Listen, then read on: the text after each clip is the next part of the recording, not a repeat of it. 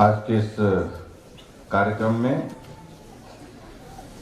हमारे बीच में भारतीय जनता पार्टी के हमारे प्रदेश के महामंत्री और सुंदरनगर विधानसभा क्षेत्र के लोकप्रिय विधायक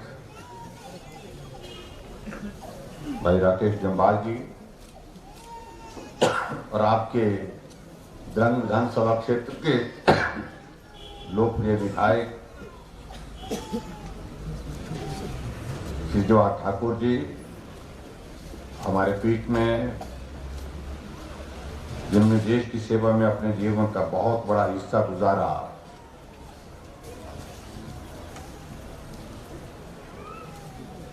और कारगिल विजय में बहुत महत्वपूर्ण भूमिका निभाई। हमारी एक्स सर्विसमैन कॉरपोरेशन के आप सीईओ रहे आदरणीय श्री ब्रिगेडियर कुशाल ठाकुर जी और हमारे बीच में वक्फ बोर्ड के चेयरमैन राजवली जी, जिला परिषद के अध्यक्ष पाल वर्मा जी, पार्टी के हमारे जिला के अध्यक्ष रणवीर सिंह जी, डिप्टी कमिश्नर अरिंदम जी, एसपी शालिनी जी, हमारे बीच में सभी अन्य विभागों के अधिकारीगण,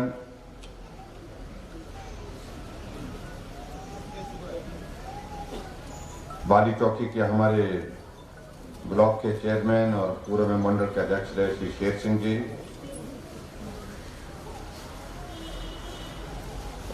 वर्तमान में हमारी पार्टी के मंडल के अध्यक्ष श्री भागीरथ शर्मा जी, द्रंग विधानसभा क्षेत्र के मंडल के अध्यक्ष श्री दिलीप सिंह जी, स्थानीय पंचायत श्री भूषण वर्मा जी,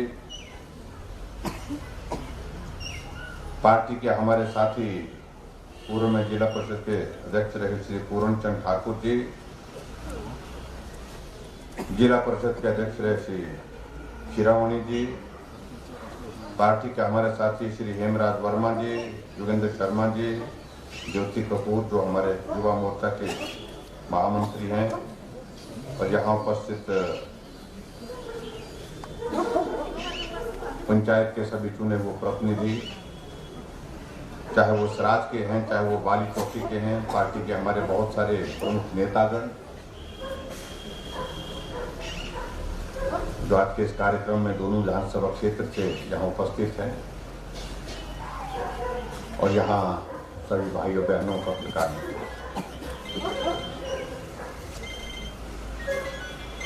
आज का ये कार्यक्रम बहुत जल्दबाजी में बना। जाना तो मेरे को थाची था, कार्यक्रम आज का थाची का तय हुआ था, पंजाई का तय हुआ था, लेकिन मौसम खराब होने की वजह से भारी बर्फबारी की वजह से कार्यक्रम में थोड़ा सा परिवर्तन किया।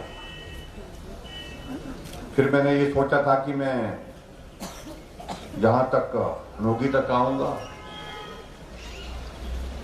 तो जो आज जी ने कहा कि नहीं हनोगी तक नहीं, फिर थलाउट तक चलो। हमने कहा थलाउट में आकर के चलो पीडब्ल्यूडी के इस डिवीजन की हम शुरुआत करेंगे और उसके बाद ताता पांडे गर्म पांडे हमारे ताता बोलते हैं, तो पता नहीं आपको क्या बोलते। तो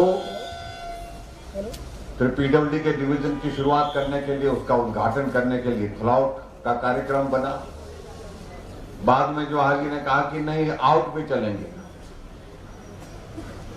हमने कहा वहां क्या करेंगे, बोलते हमारा यहाँ पर जो मार्केट उजड़ गया था उसको बसाना बहुत जरूरी है और उसका शिलान्यास जितना जल्दी हम रख सकें ताकि वो दुकानें बंद करके वहां पर तैयार हो जाए। तो आज मैं चलते चलते इस तरह से मेरे को धक्का देते देते जहां थलाउट तक पहुंचा दिया, आउट तक पहुंचा दिया। और आउट का जब जिक्र किया तो मैं सचमुच में मना नहीं कर पाया, क्योंकि हमारा भी बहुत ज्यादा रिश्ता इस आउट की इस जगह के साथ रहा। ये जो छोटा सा रेस्ट हाउस यहाँ पर है, पता नहीं कितनी बार यहाँ पर हम रुके हैं, आते जाते, जब टूर करके आते थे तो यहाँ पर हमारा रुकना होता था, बैठना होता था साथियों के साथ। और आउट का ये बाजार, सच कहता हूं मैं, कहता हूं कितनी चहल पहल जिला के मुख्यालय में भी नहीं होती थी जितनी चहल पहल आउट के बाजार में हुआ करती थी। ऐसी कोई चीज नहीं थी जो आउट में नहीं मिली।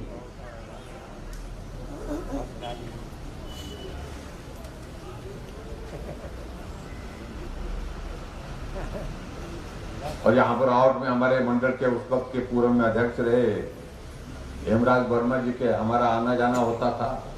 इनके घर में भी कई बार रुके, फिर दुकानों में बैठ करके यहाँ पर चाय पीना। लाला जी हमारे यहाँ पर अभी स्वागत करने के लिए आए थे, वो पकौड़े जोरदार बनाते हैं।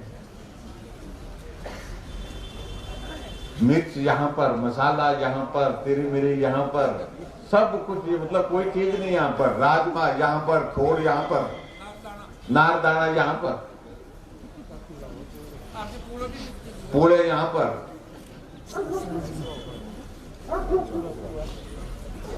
इसलिए आज भी मैं उस आउट के उस दौर को कभी नहीं भूल सकते हैं, जब यहां से हम आते जाते गुजरते हैं। तो इसलिए मैंने कहा कि भाई जरूर जाना है, आउट तो जाना। और यहाँ आजकल अभी तक हमारे कोरोना के कारण पाबंदियां लगी हैं, मिलने में पाबंदियां, बैठने में पाबंदियां हैं। और ये सब सुनता हूं मैं कि काफी अरसे के बाद हम सार्वजनिक कार्यक्रम, ये पहला कार्यक्रम कर रहे हैं आपके बीच में, काफी अरसे के बाद।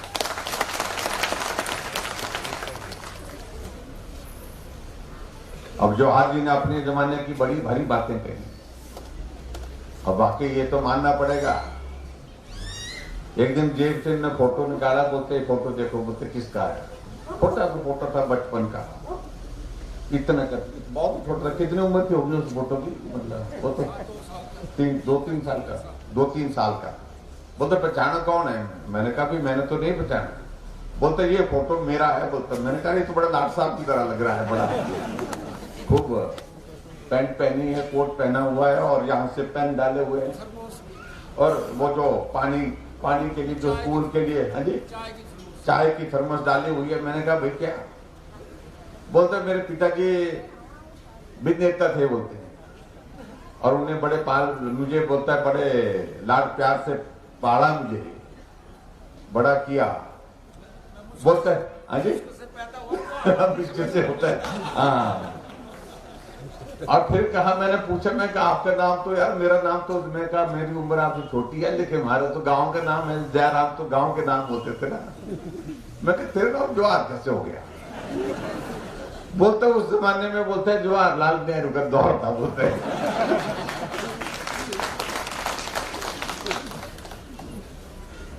तो बड़ी खुशी मनाई जब जवाहर ठाकुर का जन्म हुआ। जन्म होने के बाद बड़े भारी देवते लाए, फिर नामकरण किया इनका, और नाम रखा जवाहर ठाकुर।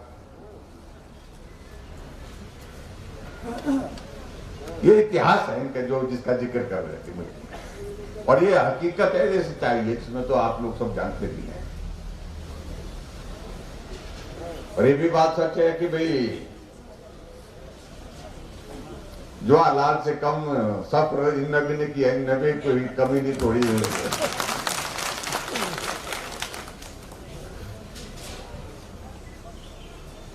और सही मायने में इस बात को हम कह सकता हूं, एक जज्बे के साथ, जुनून के साथ लोग क्या कहते रहे परवाह नहीं की। मुझे लोगों की सेवा करनी है, उसके लिए जरूरी नहीं है कि ज्यादा पढ़ा लिखा हो जाए, उसके लिए जरूरी नहीं है कि टाई पहन करके ही कोई आदमी सेवा कर सकता है। जो दूसरा नेता यहां पर जो है, मैं इस बात को दावे के साथ कह सकता हूं, उनका परिवेश मुझे मालूम नहीं क्या रहा है क्या नहीं, मैं ज्यादा बोलता भी नहीं हूं, लेकिन जिस संस्कृति और संस्कार के वो आज की तारीख में देखे जाते हैं,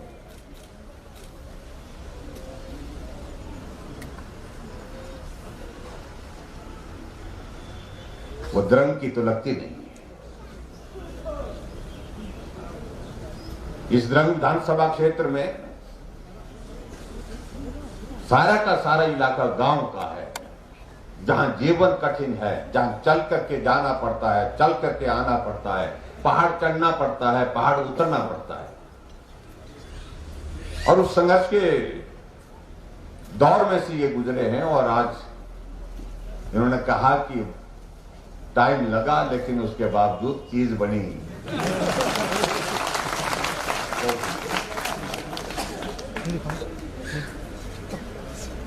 हाँ, तो आज जो ठाकुर जी विधायक के रूप में नाटी बड़ी अच्छी डालते हैं, देवली में जाते हैं। मेरे यहाँ एक बार मैं पंजाइन गया हुआ था, तो ये पूरा टोला कलगी पहन करके वहां पर पहुंचे, तब भी जाते हैं उन्हें मेटल में। तो ये सारी बातें तो एक तरफ है, चलो, लेकिन मुझे इस बात को लेकर के प्रसन्नता है कि जब मंडी का ये दौर आया, जब ये हिमाचल प्रदेश में राजनीति में एक ऐसा दौर आया, उस दौर में द्रंग विधानसभा क्षेत्र साथ रहा। और इसलिए मैं इस बात का भी मैं जिक्र करना चाहता हूं, ये दौर भाई आगे भी इसी प्रकार से कायम रखना है, तो उसके लिए द्रंग भी साथ चाहिए।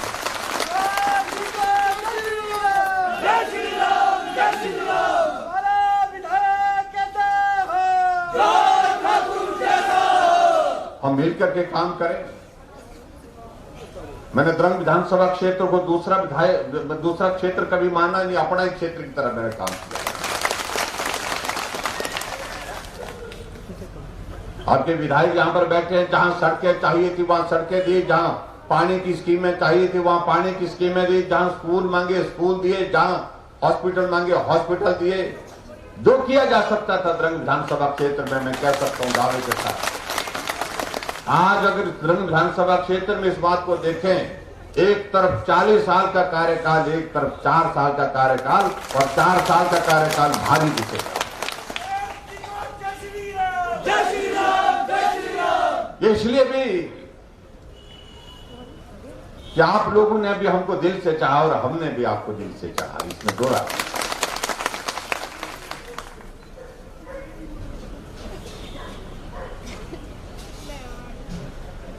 हमारी किस्मत खराब थोड़ी इस बात के लिए रही है कि ये कोरोना का दौर 3 साल का जो है वक्त जाया कर गया लगभग।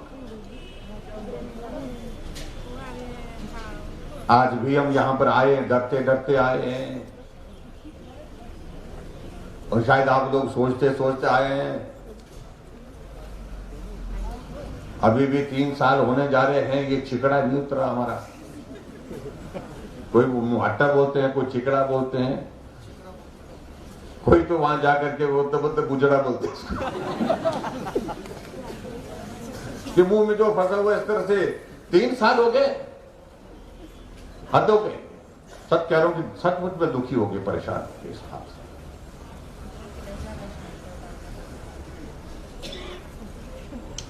लेकिन फिर भी उसके बावजूद भी हमने हिमाचल प्रदेश में काम को रुकने नहीं दिया।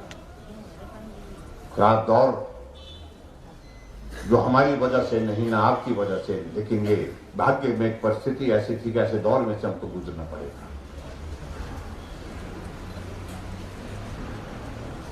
लेकिन फिर भी इसके बावजूद मैं इस बात को दावे के साथ कह सकता हूं कि आप सबका बहुत सहयोग रहा, समर्थन रहा, हौसला रहा, देवी देवताओं का आशीर्वाद रहा। एक वक्त तो ऐसी स्थिति लग रही थी, मालूम नहीं क्या होगा, कितने रहेंगे कितने नहीं रहेंगे। हम बचपन का वो दौर याद कर रहे हैं कि एक बार छोटे छोटे होते थे हम, एक शोर पड़ा कि बोलते स्काई लैब आ रहा। सुना आप लोगों ने कि नहीं? स्काई लैब था वो जो अंतरिक्ष में भेजा गया था, और उसमें कोई तकनीकी खराबी आ गई, वो पृथ्वी की तरफ आ गया। रोजाना खबरें सुनते थे। उस वक्त तो ये सारी चीजें होती नहीं थी, टेलीविजन होते नहीं थे, दूसरे नेटवर्क होते नहीं थे। अब कहां गिरेगा कोई मालूम नहीं पड़ रहा था। उस वक्त खबरों में आता था कि प्रादेशिक समाचार, जो राष्ट्रीय समाचार दिल्ली से आते थे, ऑल इंडिया रेडियो से उनको सुनते थे कि वो इस तरफ जा रहा है। और कितने दहशत के दौर में उस वक्त लोग थे। सब लोगों ने कहा कि पता नहीं अब हम मर जाने, तो बोलता जो कुछ भी अभी घर में रहो, घर के पास रहो, परिवार के साथ रहो, अच्छा खाना पीना करो, पता नहीं स्काई लैब कब आकर के हमारे ऊपर गिरेगा। और ऐसी हालात, ऐसी स्थिति हमारे पास इस कोरोना के कारण हुई।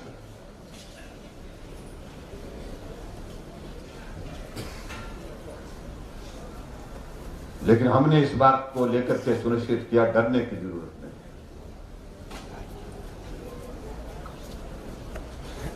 सावधानी बरतो और निश्चित रूप से इस दौर से हम बाहर निकले।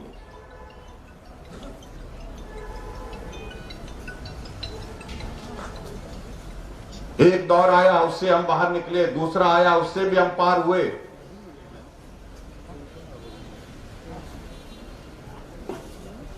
अब तीसरा दौर चला हुआ है,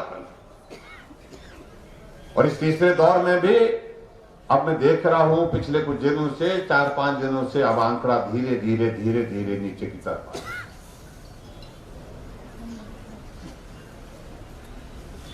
नहीं तो हमारी स्थिति ऐसी, एक एक दिन में 3-3 हजार केस आने लग पड़े थे।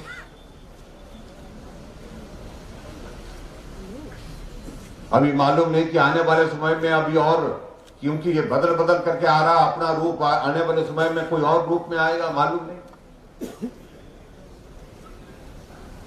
लेकिन उसके बावजूद भी अब लोगों ने भी मन बना लिया है, ये भी आता रहेगा, वो भी आता रहेगा, दौर आते रहेंगे, लेकिन कोई बात नहीं। उसके बावजूद अब काम तो करना ही पड़ेगा। कब तक हम रुके रहें, कब तक घर के अंदर रहें, कब तक हम कामकाज रोके, ये संभव नहीं। इसलिए मेरा आप सबसे भी निवेदन है इस बात के लिए कि आप सबका सहयोग रहा इस कठिन दौर में, और इस कठिन दौर में पूरे देश भर में आदरणीय प्रधानमंत्री नरेंद्र मोदी जी का बहुत बड़ा योगदान रहा, हौसला देने का, भरोसा देने का, चले रहो, डटो, चिंता मत करो, हम हैं।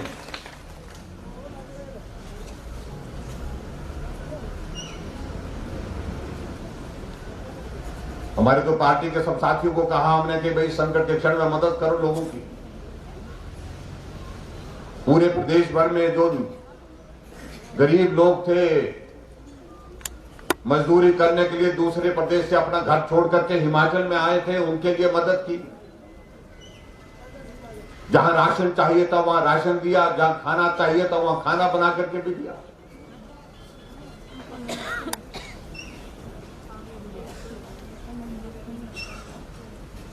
और यहां तक कहीं जहां मास्क बना करके देने की जरूरत थी, जब मार्केट में मास्क नहीं मिल पा रहा तो मास्क बना करके हमारे महिलाएं यहां पर बैठी हैं, मातृशक्ति बैठी है, उन्हें सिला करके कपड़े से बना करके मास्क घर घर बांटे। और यहीं तक नहीं, जब परिवार के लोगों ने कहा कि परिवार के किसी सदस्य की जब मृत्यु हो गई, हम इसको नहीं लेंगे, आप ही करो उसका संस्कार, हमने सरकार के स्तर पर तय किया कि हम उनका अंतिम संस्कार करेंगे। और पूरे रस्म के साथ करेंगे, पूरे जो अपनी हिंदू संस्कृति है उस संस्कृति के अनुसार करेंगे। हमने अपने पार्टी के साथियों को भी कहा कि अगर आप देश में आगे बढ़कर के सहयोग कर सकते हैं,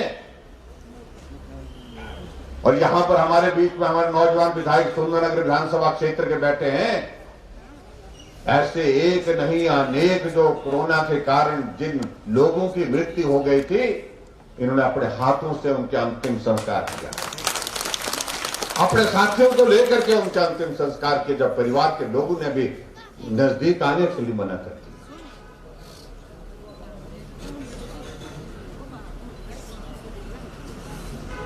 और दूसरी तरफ वो लोग जो संकट के क्षण में कहीं नहीं मिले, कहीं नहीं मिले।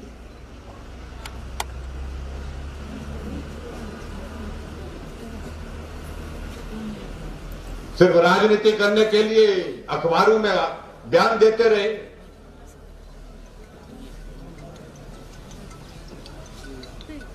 और यहां के नेता एक जो है वो बहुत ज्यादा बात को लेकर के कहते हैं,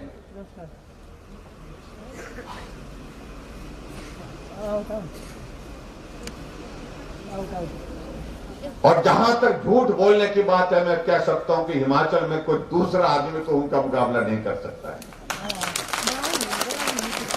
झूठ पर झूठ बोलते हैं।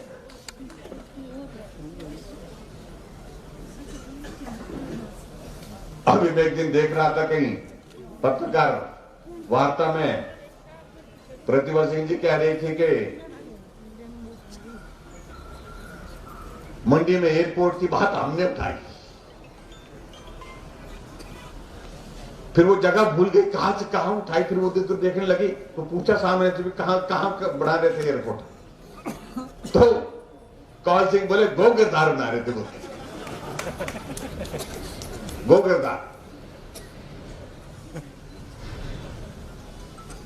गोगिरदार में एयरपोर्ट बना रहे। हम पूरे हिमाचल की जमीन नाप करके आए, हमने एक नहीं कम से कम 20 जगह सर्वेक्षण किया। कहां बन सकता है एयरपोर्ट? हेलीकॉप्टर हेलीपैड तो बन सकता है। जहां 3 किलोमीटर एयर स्ट्रिप चाहिए, बल के सिवाय कहीं नहीं मिल पाई, कहीं नहीं मिल पाई।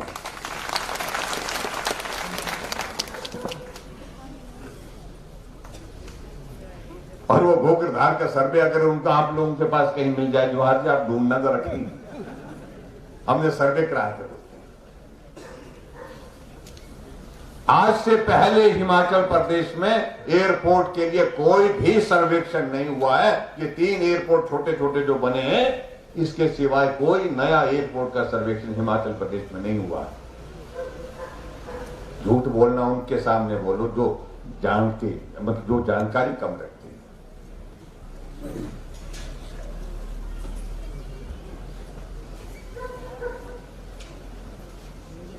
आज मैं उन सारी बातों का जिक्र भी नहीं करना चाहता।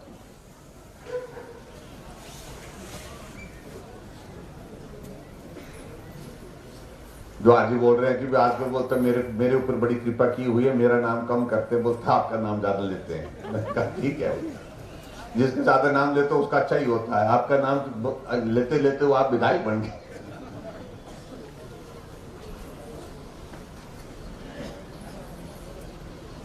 आज कोई भाषण देने का कार्यक्रम था नहीं, मैंने इनको बोला था भाषण मत रखना, बहुत नहीं 2 गलत करनी पड़ी।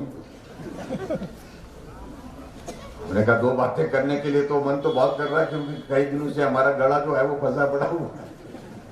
इस कोरोना के कारण हम कार्यक्रम नहीं कर पा रहे, लेकिन बहुत जल्दी मैं इस बात को आपके बीच में कह रहा हूं, बहुत जल्दी हम जो है वो अब जो रिस्ट्रिक्शंस लगी हैं, क्योंकि बर्फबारी भी अब देरी हो गई, मुझे लगता क्या और पड़ेगी, कि लगता है काफी हो गई है। और बसंत आज हो गया, हाँ बसंत पंचमी की आपको बहुत बहुत बधाई। और बसंत पंचमी के दिन जो है यहाँ आपके बीच में आकर के आप सबके दर्शन करने का अवसर मिला, इस बात के लिए मैं जो आज ही का भी धन्यवाद करता हूँ, आप सबका भी बहुत बहुत धन्यवाद करता हूँ। ऋतु परिवर्तन होता है और आज से गर्मी का लग भी रहा है, धूप का नजारा भी आ रहा है। नए रक्त का संचार, नई बृहस्पति, नई ऊर्जा, इसके साथ जो है वो बसंत पंचमी के इस त्योहार को मनाते हैं और आप सब लोग आगे बढ़े। और बसंत पंचमी जो है हमारा मां सरस्वती का भी आशीर्वाद हम सब लोगों पर बने रहे, उसके लिए भी मैं आप सबके बीच में प्रार्थना करता हूं। अब जहां तक कुछ दिन पहले कुछ बातें हुई, चुनाव था मंडी का, लोकसभा का, जोर कम लगाया आप लोगों ने, बस ये रह गई बात थोड़ी सी। थोड़ा सा जोर और लगाया होता, आज ब्रिगेडियर जी यहाँ पर हमारे बीच में जो है वो सांसद के रूप में बैठे होने थे, दोगी भी होनी थी और दोगी के साथ साथ में और भी चीजें बहुत सारी होनी थी, ये भी मैं आपके बीच में कहना चाहता हूँ। चलो आने वाले समय में भाई ऐसी गलतियां, ऐसी कमी मत करना, ऐसी कमी मत छोड़ना, ये मैं आप सबसे जरूर निवेदन करना चाहूंगा। कुछ चीजें भाग्य में होती हैं, शायद भाग्य की ऐसी परिस्थिति बनी होगी जिसके कारण ये ऐसा हुआ, लेकिन फिर भी मैं आप सबके बीच में इतना जरूर कहना चाहता हूं कि कुछ चीजें ऐसी होती है, एक बार कमी छूटी, उसकी भरपाई करने में वक्त लग जाता है। इसलिए काम होते रहेंगे, काम की बात एक जगह। मैं हमेशा इस बात का जिक्र करता हूं, काम से बड़ा कई बार सम्मान होता है, कई बार स्वाभिमान होता है, उससे बड़ा उसके लिए भी कई बार लड़ाई लड़नी चाहिए।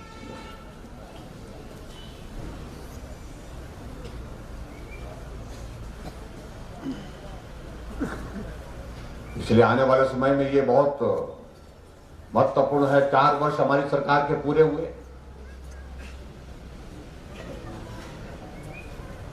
और इन 4 वर्षों के कार्यकाल में हिमाचल प्रदेश में अगर मैं विकास की अगर बात कहूं, मैं दावे के साथ कह सकता हूं, अगर हम सड़कों के निर्माण की अगर हम बात कहें तो हिमाचल प्रदेश में सड़कें जहां कांग्रेस की 5 साल में जितनी सड़कें बनी उससे दुगनी सड़कें हम 4 साल में बना चुके हैं हिमाचल।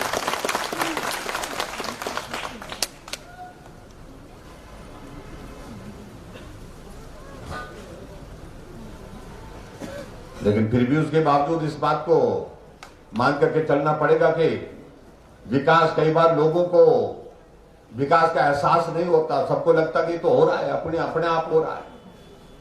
ये हो तब रहा है जब केंद्र से हमको नरेंद्र भाई मोदी जी का आशीर्वाद हिमाचल प्रदेश को मिल रहा है।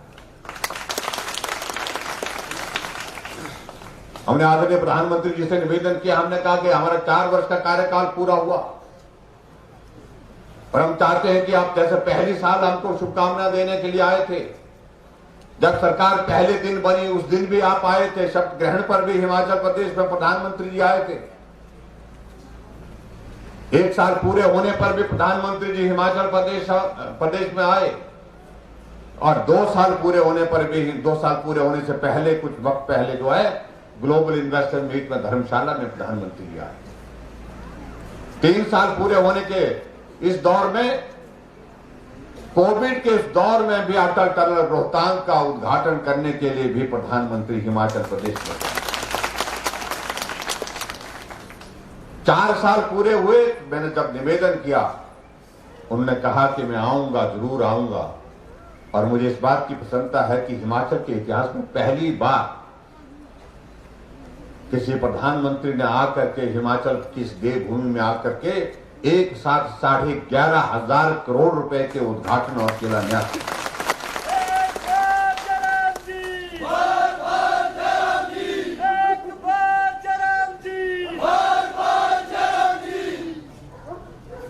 कांग्रेस के नेता कहता है कि कोई घोषणा नहीं की। घोषणा करने की आवश्यकता नहीं है, जो करते हैं वो घोषणा नहीं करते, वो काम करके देते हैं।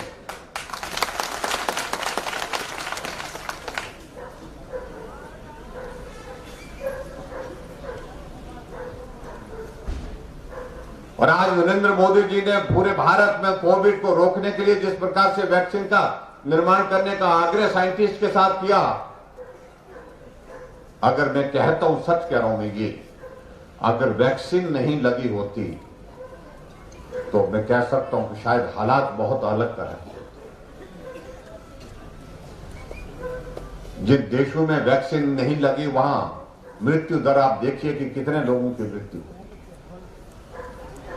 आज हम यहां पर हैं तो भारत के उन साइंटिस्ट के द्वारा बनाई गई वो वैक्सीन जो हमने लगाई है वो हमारे जीवन को बचाने में बहुत महत्वपूर्ण भूमिका निभा रही है। और उस वैक्सीन को बनाने के लिए देश के हमारे यशस्वी प्रधानमंत्री नरेंद्र भाई मोदी जी ने जिस प्रकार से पहल की कि जब इस बीमारी का इलाज नहीं है, कोई दवाई इसकी आज भी नहीं है, वैक्सीन एकमात्र रास्ता है जिससे बचा जा सकता है, बचाया जा सकता है। उन्होंने कहा कि देर मत करिए, ये काम करना चाहिए, तुरंत करना चाहिए। आज दुनिया में सबसे ज्यादा वैक्सीन अगर किसी देश में लगी है तो उसमें भारत नंबर 1 है। और भारत में किसी प्रदेश में सबसे ज्यादा वैक्सीन के इस काम को अच्छी तरह से किया, उसमें हिमाचल प्रदेश पहली डोज में भी पहले नंबर पर, दूसरी डोज पर भी पहले नंबर पर, और उसके बाद 15 से 18 साल के हमारे बच्चों के लिए जो डोज लगी उसमें भी पूरा करने में पहले स्थान।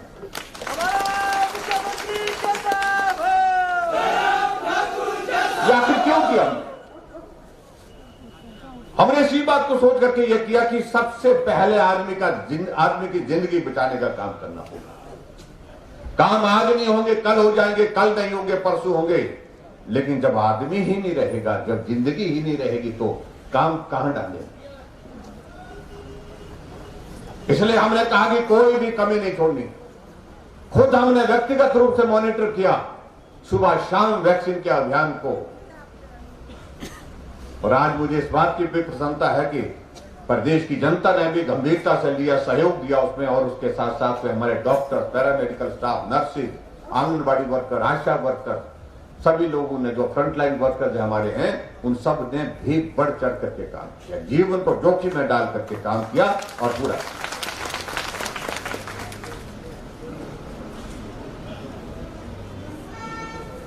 लेकिन फिर भी उसके बावजूद हमारे कांग्रेस के मित्र जो है वो कई तरह की बातें कहने की कोशिश करते हैं। ये कमी रह गई, वो कमी रह गई, जैसे कि पता नहीं कितने कोरोना वालों का इलाज किया होगा। ये सारी बातें हम बाद में करेंगे। आजकल थोड़ी सी थोड़ी सी चैन कम हुई है। थोड़ी आजकल मंडी की रैली हुई, उससे थोड़ी और कम हुई। तो ईसाई का सती जो है, अभी हमने हिमाचल प्रदेश के पूर्ण राज्यत्व दिवस पर 25 जनवरी को सिर्फ 0 से 60 यूनिट तक की बिजली मुक्त करने की बात कही, और ऐसा करंट लगा कांग्रेस को।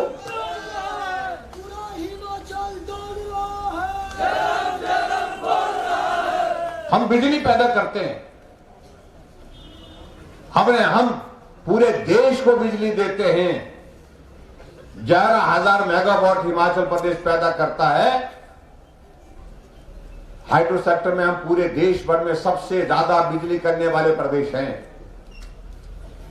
और हमारे यहां पर बिजली महंगी हो गरीब लोगों के लिए, हमने कहा यह उचित नहीं।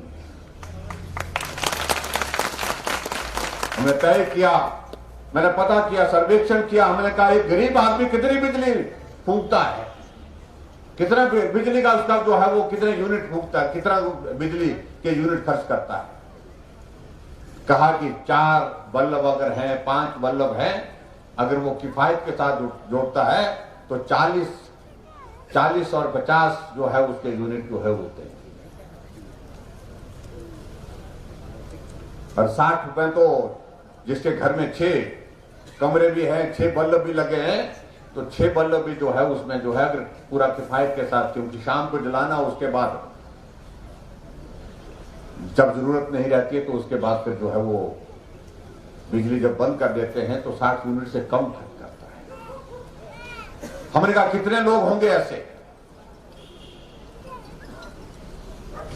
तो मालूम पड़ा कि 4.5 लाख के करीब ऐसे लोग हैं जो 60 यूनिट से कम बिजली खर्च करते हैं। 4.5 लाख घर लोग ने, 4.5 लाख जो जिनके मीटर लगे, और एक घर में जहां एक परिवार रहता है, ये आप मान के चलिए, तो उसमें 5 लोग होते हैं, 4 और 5 की एवरेज होती है।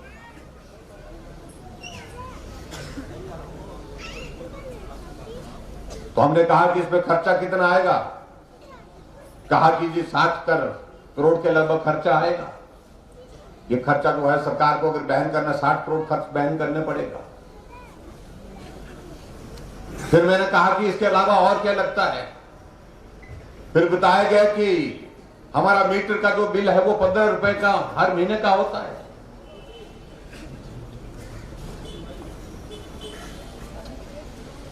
फिर उसके बाद मैंने कहा और क्या चार्जेस लगते हैं। उन्होंने कहा कि सर्विस चार्जेस लगते हैं, वो हर मीटर जो लगा है, चाहे बिजली खर्च करे कि ना करे, लेकिन उसके बावजूद भी 40 रुपए उसके लगते हैं।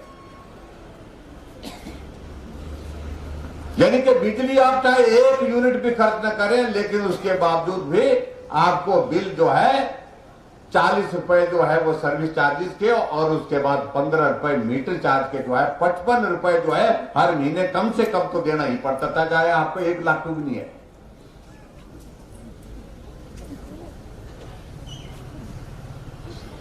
हमने कहा ये तो सचमुच में एक गरीब आदमी के लिए बिना बचे जब बिजली का 1 लट्टू जला रहा बेचारा, वो उसके बावजूद पैसा वो 55 रुपए दे रहा है। और ऐसी परिस्थिति में हमने निर्णय किया कि बिजली के 60 यूनिट, 0 से 60 यूनिट तक तो फ्री करेंगे, और ना मीटर का पैसा लेंगे, ना सर्विस चार्जेस लेंगे।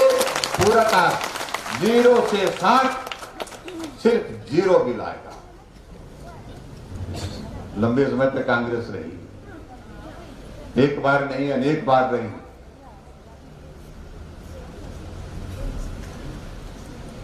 आजकल फिर से सपने देख रहे हैं। उन्होंने कभी सोचा भी नहीं था कि भी ऐसा झटका लगेगा। हमने उस गरीब आदमी को सोच करके, सिर्फ वो गरीब है इसलिए इस निर्णय को किया है। और उसके बाद यहीं तक नहीं निर्णय किया हमने इसे आगे बढ़ करके निर्णय किया, जो 60 से 125 यूनिट खर्च करने वाले जो लोग हैं, उनके लिए भी बिजली में रियायत किया जाए। तो उनको रियायत देने की बात आई, तो वो वर्ग है जिसमें कर्मचारी भी आता है, जिसमें वो आदमी भी आता है जो थोड़ा खर्च करने की स्थिति में है, जो है वो व्यवसाय करता है, काम धंधा करता है, अच्छे परिवार में है। हमने 125 यूनिट खर्च वालों को भी हमने तय किया, जहां लगभग 1 रुपए 90 पैसे के हिसाब से जो है वो पड़ता था, उनको यूनिट पड़ता था। हमने उसमें बाकी पैसे माफ के सिर्फ 1 रुपए रखा, उस पर 1 रुपए यूनिट के हिसाब से खर्चा, लगभग उनका बिल भी आधे के करीब आया। और इन दोनों को मिला करके अगर राहत दी हमने, कितने परिवारों को राहत दी, कितने घरों को राहत दी, 11 लाख लोगों, 11 लाख परिवारों को इसके माध्यम से राहत दी है हिमाचल प्रदेश। एक ऐतिहासिक निर्णय। उसके बाद और लोग बोलते थे हमको कि कोई आदमी को अगर पेंशन लगानी है, किसी आदमी के लिए कोई, हमने क्योंकि आय सीमा हमने जो गरीबी के रेखा के लिए जो रखा गया था, जो गरीब आदमी के लिए रखा गया था, वो 35,000 रुपए था। सब लोगों को कहना था कि इसको बढ़ाना चाहिए, कम से कम ये 50,000 60,000 होनी चाहिए। हमने कहा कि सही बात है, हमने उसको 50,000 तक बढ़ा दिया। और उसके कारण भी 1.5 लाख से ज्यादा लोगों को पूरे प्रदेश में विभिन्न योजनाओं के माध्यम से उसका लाभ मिलेगा। क्योंकि जब 35,000 की इनकम का सर्टिफिकेट वो मिलना मुश्किल होता था, मिलता था तो कुछ लोगों को ही मिल पाता था। जो और गरीब लोग होते थे वो सारी सुविधाओं से वंचित रह जाते थे। इसलिए हमारी सरकार ने एक चीज रखी है कि गरीब की सेवा करो, दुआ दिल से निकलेगी।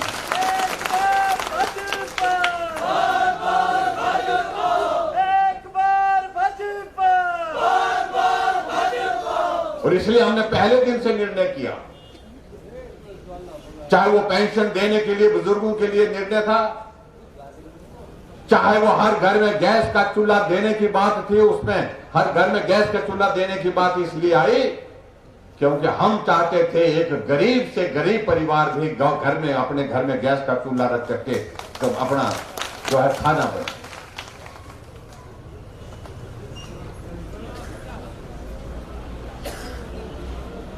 हमने गरीब आदमी के इलाज के लिए हमने कहा कि हर एक आदमी का इलाज मुफ्त में कैसे किया जाए, उसके लिए योजना बनाई। हिमकेयर के माध्यम से 2 लाख से ज्यादा लोगों का इलाज हमने हिमाचल प्रदेश में मुफ्त में किया इन 4 वर्षों में। और 200 करोड़ से ज्यादा उस पर खर्च भी किया। ऐसी बहुत सारी योजनाओं के माध्यम से हमने हिमाचल प्रदेश में लोगों की सेवा करने की कोशिश की और हमारी जितनी भी योजनाएं हैं वो समर्पित रही गरीब आदमी के लिए। आज आपके यहां पर आउट में आकर के कुछ बातों का जिक्र यहां जवाहर जी ने किया है। लारजी का ये डैम बनने के पश्चात यहां की परिस्थितियां बदल गई। जहां तक पानी आ गया पीछे तक, एक सड़क यहां से जाती थी, उस सड़क का रास्ता बंद हो गया, वो पानी में मर्ज हो गया, उसका एक पोर्शन था। हमने कहा ये सड़क पुराने समय से आने जाने का रास्ता यही होता था। कांग्रेस की सरकार रही तो वो बोलते रहे लेकिन किया नहीं। लेकिन मुझे इस बात की खुशी है कि हमने, क्योंकि उनका आना जाना कम होता था, मेरा आना जाना यहीं से होता था और हमने तय किया कि इसको रिस्टोर करना चाहिए। पूरा में सरकार थी आदरणीय धूमल जी के नेतृत्व, तो उस वक्त भी हमने पैसा दिया था, उस वक्त भी 40 लाख रुपए दिया था, लेकिन वो काम की आगे गति नहीं हो पाई। लेकिन उसके बाद हमने ये तय किया कि अब इसको पूरा करना है, तो मैंने 6 करोड़ रुपए दे करके इस सड़क को जो है टूरिज्म डिपार्टमेंट से पैसा दे करके और ये सड़क को तो रिस्टोर करना ही है और उसके साथ साथ में ये हमारा टूरिज्म का हब बने, जहां हमारी वाटर स्पोर्ट्स हो, यहाँ पर टूरिस्ट आए, यहाँ पर टूरिस्ट घूमे, यहाँ टूरिस्ट बैठे। इस बात को सुनिश्चित करने के लिए हमने यहाँ लारजी के सारे इस लारजी से इस झील को और आउट से लेकर के सारे इस झील को जो है डेवलप करने का प्लान किया। अब यहाँ कह रहे थे कि यहाँ पर जेटी जो लगाई गई है, एक तरफ तो उसके लिए प्लेटफॉर्म बन गया, हम यहाँ दूसरी तरफ भी देख रहे हैं कि दूसरी तरफ कहां से हो सकता है। चाहे वो टनल के फेस के साथ जो हमारा सड़क का एक पोर्शन जो पुरानी सड़क थी हमारी, उस वहां से हो सकता है या यहां से हो सकता है, यहां पुल के साथ हो सकता है, जहां से भी इसकी संभावना बनेगी वहां से बनाएंगे, ताकि आने वाले समय में टूरिज्म को हम बढ़ावा दे सकें।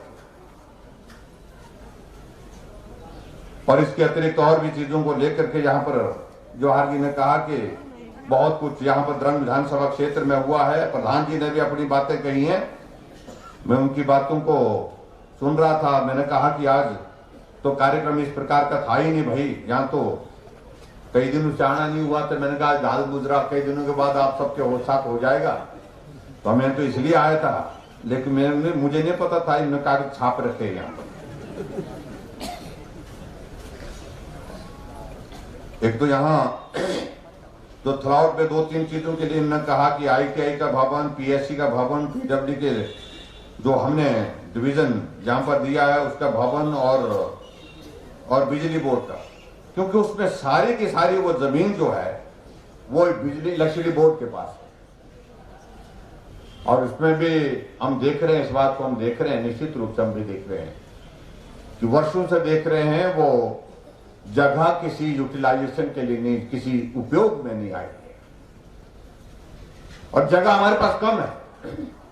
और मैं इसके लिए मैंने कहा है डिपार्टमेंट को, इलेक्ट्रिसिटी बोर्ड को भी और इलेक्ट्रिसिटी बोर्ड के साथ साथ में हमारे रेवेन्यू डिपार्टमेंट और हमारे दूसरे सारे डिपार्टमेंट मिल करके टोटल वॉल्यूम लैंड का कितना है, टोटल वॉल्यूम लैंड के साथ साथ में वहां हम पीएससी का भवन, ITI और उसके साथ साथ में और ये 2-3 चीजों का जिनका जिक्र किया है, पीडब्ल्यू डिवीजन का जिक्र किया है, इन सारी चीजों को हम कैसे बना सकते हैं, उसके लिए सारी आर्बिट्रेशन के लिए जो मेंटेनेंस का जो डिवीजन है उसके लिए इलेक्ट्रिसिटी का, उसके लिए भी बात की है हमने।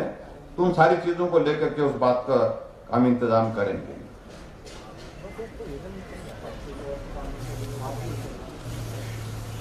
और इसी जमीन में वहां पर एक बात आई कि भी वहां पर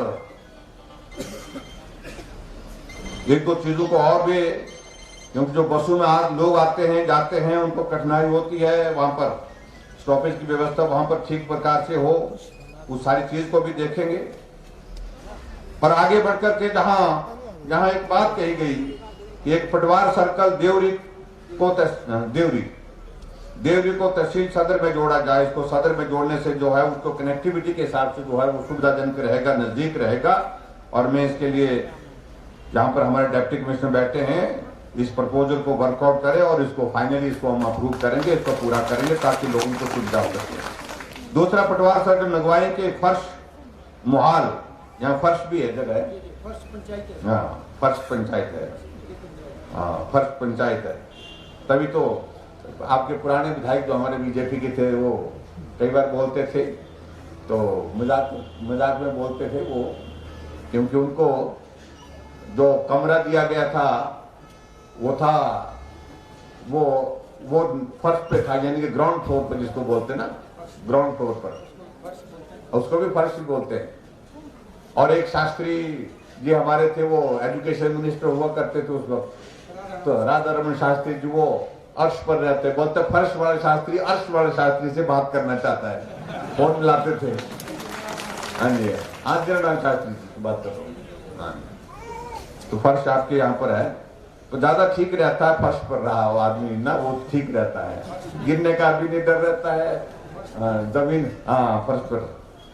तो मुहाल फर्श जो है वो ग्राम पंचायत ये बताया पटवार सर्कल नगवाई के फर्श जो है वो मुहाल काट करके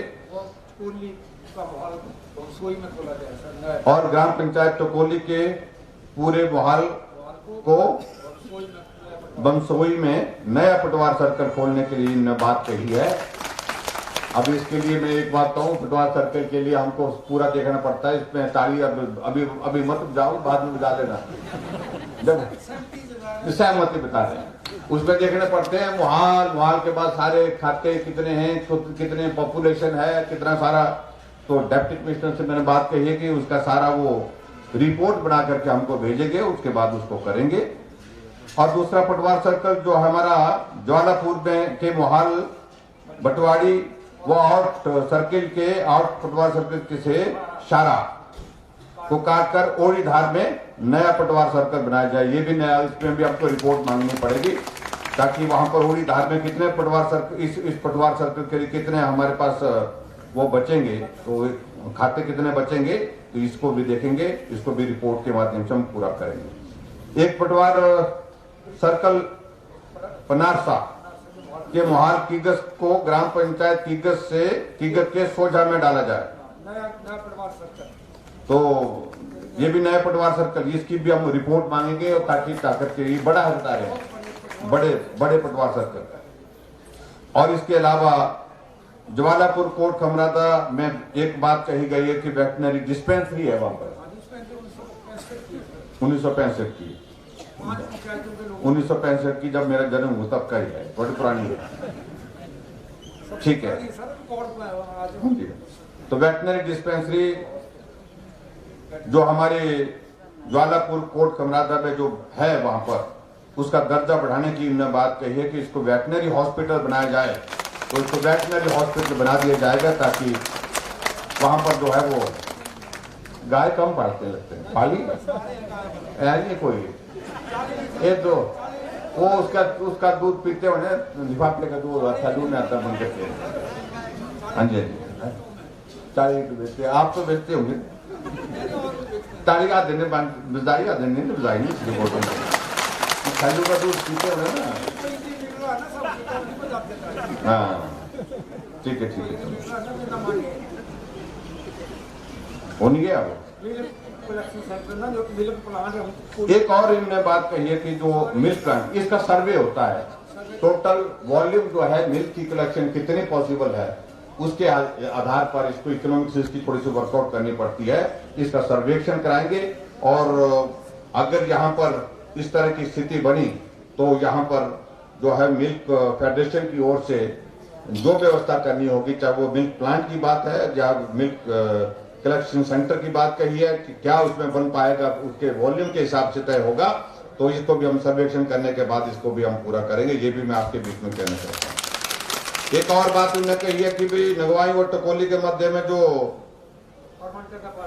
फर्मेंटा बायोटेक के पास जो है वो एक बालन का डिपो वहां पर खोलने के लिए कहा गया है और इसके लिए भी हम पूरा इंतजाम करेंगे, क्योंकि आदमी को आजकल पहले तो ये होता था किसी की मृत्यु होती थी तो पेड़ काटते थे, पेड़ बचे नहीं, अब अभी भी काट रहे हैं, मजबूरी में काट रहे होंगे। तो इसमें इस बात को हाँ वही इस बात को सुनिश्चित करेंगे कि ऐसी नौबत ना आए और वहां पर बालन का डिपो हो, ताकि कॉर्पोरेशन का जो है फॉरेस्ट कॉर्पोरेशन का बालन का डिपो, वहां पर छोटा डिपो जिसको सब डिपो बोलते हैं, शायद मेटल में सब डिपो होता है छोटा सा, वो उसी काम के लिए। तो इसको भी खोलेंगे, ये भी मैं आपके बीच में कहना चाहता हूँ। एक और यहाँ पर बताया कि प्राथमिक पाठशाला देरी नाला को का दर्जा बढ़ाया जाए, उसको माध्यमिक पाठशाला बनाया जाए। है कोई मानव आए यहाँ से देरी नाला से आए 1 2 3 4 5 6 थोड़े आए। हाँ जी महिला मंडला है। अच्छा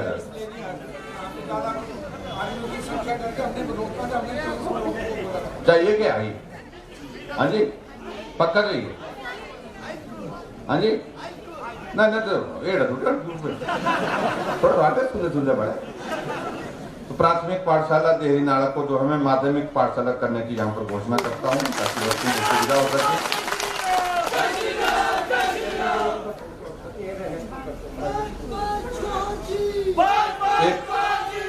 एक यहाँ पर बताया गया है कि एक जो है वो प्राइमरी स्कूल चाहिए, वहां पर बच्चे होंगे ना,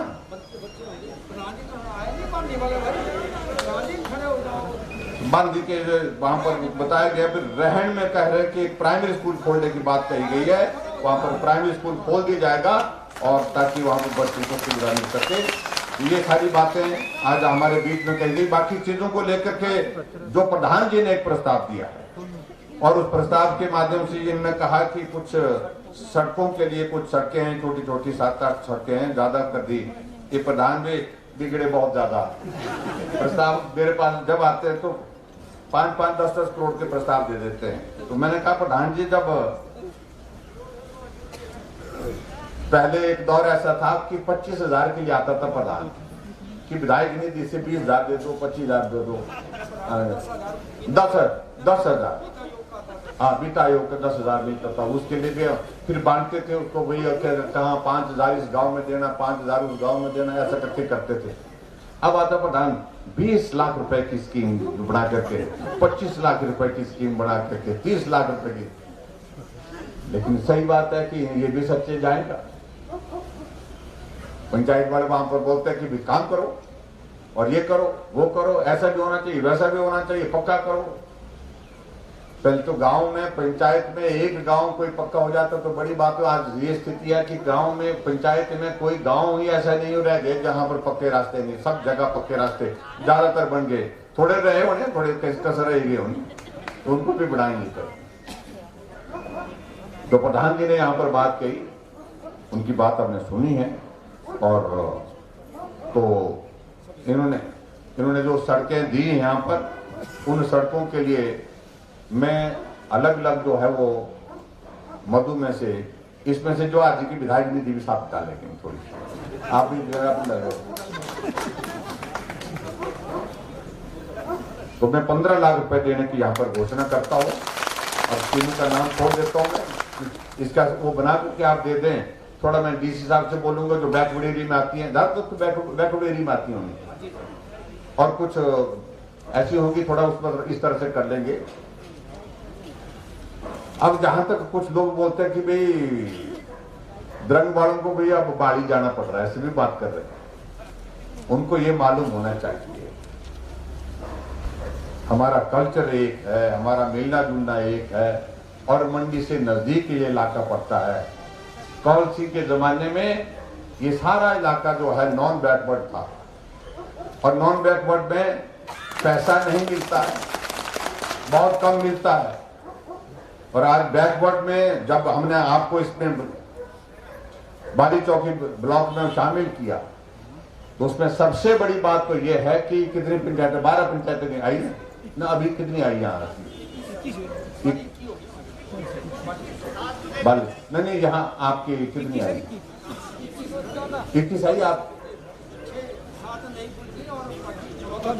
हाँ, अब 21 पंचायतें देखिए वो जो बैकवर्ड में आई, जिसमें लगभग डेवलपमेंट के लिए दुगना पैसा मिलता है, दुगने से भी ज्यादा पैसा मिलता है। वो आपका भला चाह रहे हैं कि बुरा चाह रहे हैं? पूछो उनको जरा। एक तो नेड़ हो गया, नजदीक हो गया, एसडीएम का दफ्तर आपको मंडी में जाना पड़ता था, यही साथ में हो गया। बीडीओ का ऑफिस भी वहां पर हो गया, एसडीएम का दफ्तर भी वहां पर हो गया। एक नहीं दोनों काम साथ साथ करके जाकर वहां पर करके ला सकते हैं। सवेरे जाएंगे तो 11 बजे को घर में पहुंच जाते हैं। उसके बावजूद भी इस तरह की जो है लोगों के बीच में ये बातें करना ये उचित नहीं। मैं अच्छी तरह से ग्रामीण क्षेत्र के लोगों की समस्याओं को समझता हूं, इसलिए ग्रामीण क्षेत्र के लोगों को किसी तरह से भी कठिनाई ना हो, मुश्किल ना हो, इस बात को सुनिश्चित किया। और इसलिए मैंने कहा कि अगर एसडीएम के लिए आपको बाली चौकी आना पड़ रहा है तो पीडब्ल्यूडी के लिए मेरे लोग आपके खिलाफ आएंगे। और जो कांग्रेस के लोग बोलते हैं कि हमने तो बहुत विकास किया, उनसे इस बात को पूछना चाहिए। पीडब्ल्यूडी का डिवीजन कंपनी कितने अरसे से मांग रहे थे लोग आपके इलाके में, लेकिन नहीं मिला। लेकिन दौर तब आया जब भारतीय जनता पार्टी की सरकार बनी और जो ठाकुर आपके विधायक बने। हाँ, 2 डिवीजन आपके।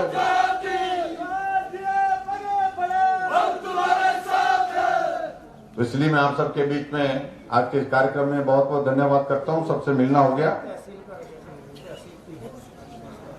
तहसील की भवन की मैंने कहा कि मैं रिपोर्ट ले लेता हूं मैं डीसी साहब से, और रिपोर्ट लेने के बाद इसमें मेंटेनेंस करने की स्थिति में अगर होगा तो मेंटेनेंस, नहीं तो इसको नए सिरे से बनाने की जरूरत रहेगी तो उस तरह से करेंगे। एज पर एस्टिमेट जो है पंचायत के भवन के लिए हम आपको पैसा दे देंगे, ये भी कहना चाहता हूं। अब ब्रिगेडियर साहब यहां पर आए, जो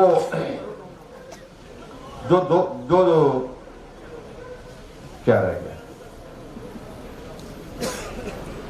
एक तो गांव कमरादर में सामुदायिक भवन के लिए कहा गया है, और एक महिला मंडल आउट भवन निर्माण के लिए यहां इन्होंने कहा कि 2-2 लाख रुपए इनके पास बचे हैं, थोड़े से दोस्त मेरे पास विधायक, तो विधायक की निधि में से देंगे। अगर 2-2 लाख रुपए दे रही है, ये अपने आप बोलना भूल गए तो उन्होंने कहा कि मैं बोल देता हूँ। जहां तक 4 लेन वाले मामले को लेकर के कही, यहाँ पर ब्रिगेडियर साहब ने बहुत विस्तार से बात कही है, और ऐसी परिस्थितियों में हम इस सारे मामले को लगातार अभी तक परसुएट कर रहे हैं, आगे बढ़ा रहे हैं, कोशिश कर रहे हैं इसका समाधान हो। हमारे लोगों के लिए जिनकी जमीन गई है, जिनकी प्रॉपर्टी गई है 4 लेन में, उनको उचित मुआवजा उस दृष्टि से मिले, इस बात को सुनिश्चित करने के लिए हम अभी भी उसी तरह से लगे हैं जिस प्रकार से पहले हम बात कर रहे थे। ये मैं आपके बीच में कहना चाहता हूँ। बाकी आप सबसे मेरा इतना ही निवेदन है कि जो रेस्ट हाउस है यहाँ का क्या करना है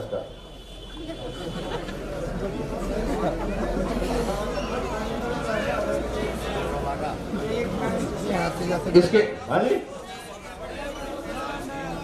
नए सिरे से बनाए? नहीं सर, हेरिटेज है, हेरिटेज सर। पैसे लगेंगे इसके लिए भाई? हेरिटेज है सर।